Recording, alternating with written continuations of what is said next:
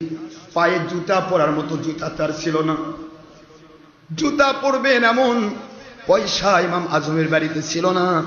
আমার আল্লাহ পাক তাকে কবুল করলেন। এমন সময় এসেছে ইমাম আজমের জিন্দেগিতে একদিনে 90,000 মতান্তরে 90 লক্ষ দিরহাম আল্লাহর রাস্তায় তিনি দান করেছে। আল্লাহু আকবার বলেন। বান্দা যদি আল্লাহমুখী হয়ে যায়, দুনিয়াতেও আমার আল্লাহ তাকে কখনো কোনো ক্রমে নিয়ামত শূন্য রাখেন না। আল্লাহর ওলি ইমাম আজম রহমতুল্লাহ আলাইহি এত বড় দরজার আল্লাহওয়ালা, হিসাব অনেক বড়।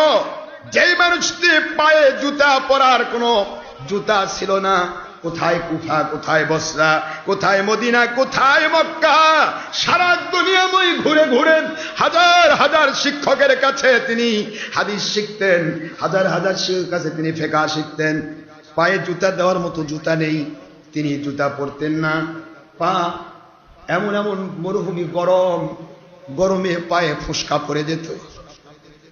একদিন প্রধান শিক্ষক প্রিন্সিপাল অত্যন্ত ভালোবাসেন first of this school and মাদ্রাসা। ওই মাদ্রাসায়, যে মাদ্রাসাটা তিনি লেখাপড়া করতেন, মাদ্রাসার মধ্যে তিনি ফার্স্ট বয় ছিলেন। ফার্স্ট, সবার উপরে মেধা, সবার উপরে তাকওয়া, সবার উপরে তার আল্লাহ ভীতি।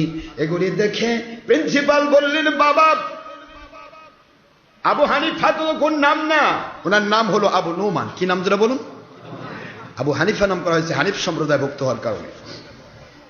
বাবা হানিফা, আবু নোমান, তোমার খেদমতে বলছি, আমার পায়ের কাপড়ের জুতা, আমার কাপড়ের জুতা পুরাতন হয়ে গেছে, এই জুতাগুলি আমি তোমাকে দিয়ে দিচ্ছি। বাবা তোমার পায়ে ফুসকা পড়ুক, তুমি কষ্ট পাও, আমি তোমার শিক্ষক, আমার সহ্য হয় না।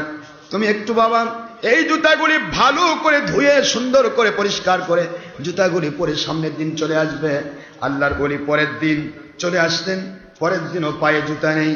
আল্লাহর ওলির দিকে তাকায় প্রধান শিক্ষক প্রিন্সিপাল বলে, আমার কথা আপনি গ্রহণ করলেন না, দিলাম আমার পায়ের জুতা, সেটাও ব্যবহার করলেন না।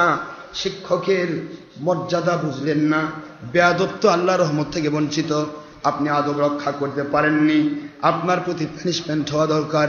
ইমাম আজম রহমতুল্লাহ আলাইহি যে চোখের পানি ছেড়ে দিয়ে কাঁদে, আল্লাহর ওলির দিকে তাকায় বলে, ইমাম আজম, তখন তো তিনি ইমাম আজম নন, তখন তো তিনি আবু নোমান। বাবা কি হয়েছে তোমার, কেন তুমি কাঁদছ? ইমাম আজম বলে, ও আল্লাহর ওলি, আমার উস্তাদ যিনি, তিনি তো আমার মাথার তাজ, আমার মাথার তাজের জুতা তোমার পায়ে শোভা পায় না। আমি আপনার কাপড়ের জুতাগুলি বাড়িতে নিয়ে গিয়েছি, আমার মাকে আমি দিয়ে বলেছি, আমার আম্মা জান, আমার শ্রদ্ধা বাজন ওস্তাদজি তার পায়ের জুতা মুবারক আমাকে পরতে দিয়েছেন, কিন্তু আমার পায়ে তো আমি জুতা পরতে পারবো না। আমার ওস্তাদের জুতা তো পায়ে শোভা পায় না মা। আমি জুতাটা ছিঁড়ে ফেললাম, তলাটা আলাদা করে দিলাম, কাপড়টা আলাদা করে দিলাম। মেহেরবানি করে আমাকে একটা টুপি সেলাই করার ব্যবস্থা করে দেন। আমার উস্তাদজির পায়ের জুতা কাপড়গুলি আস্তে করে সুন্দর করে আলাদা করে আমার মাথার টুপি বানায় নিয়ে আমি মাথায় পরে আমি স্কুল মাদ্রাসায় যেতে চাই। আস্তে করে উস্তাদজির কাছে বলে, আল্লাহর ওলি, ও আমার উস্তাদজি, আমি সেই ছাত্র নই যেই ছাত্র তার উস্তাদের পায়ের জুতা পায়ের মধ্যে দেয়। আপনার পায়ের জুতা আমার মাথায় আমি টুপি হিসাবে দিয়ে দিয়েছি।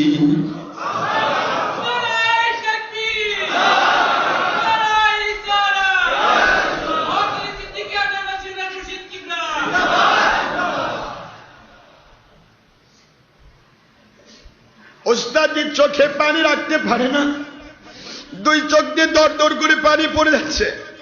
আল্লাহর ওলির দিকে তাকায় বলে, আবু হানিফা, আবু নোমান, আমি বুঝতে পেরেছি বাবা, আল ওলিয়ু ওলিয়ান লাউ কানা সাবিয়া, আল্লাহর ওলিরা তো ওলি, যদিও তারা ছোট মানুষ। আমি দেখতে পাচ্ছি বাবা, অচিরেই অল্প সময়ের ভিতরে আল্লাহ পাক আপনাকে গোটা জগতের শ্রেষ্ঠ ইমাম পদে ভূষিত করবে। হয়ে গেলেন ইমাম আজম রহমতুল্লাহ।